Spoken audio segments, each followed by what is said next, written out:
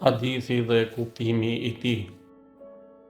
Imam Aliu, paqja qoftë mbi të, ka thënë: shtojeni përmendjen e Allahut të madhëruar gjatë ngrënies dhe mos u bëni mendje mëdhej, sepse ushqimi është një begati nga begatitë e Allahut dhe një furnizim nga furnizimet e tij. Ju e keni për detyrë që ta falenderoni dhe ta lavdroni Allahun. Silluni mirë me begatit para se t'ju ikin, sepse ato largohen dhe dëshmojnë kundër zotëruesit të tyre për atë se si ai ka vepruar me to.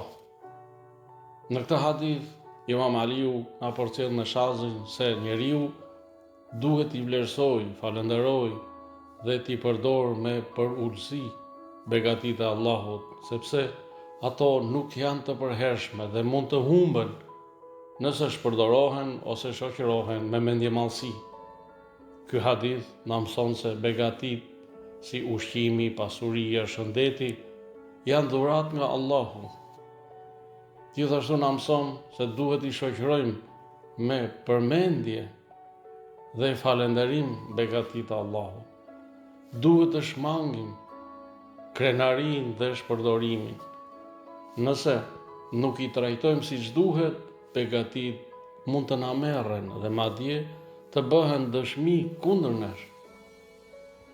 Mirënjohja dhe përulësia i ruajnë begatitë, ndërsa mendjemallësia dhe mosmirënjohja i zhdukin ato.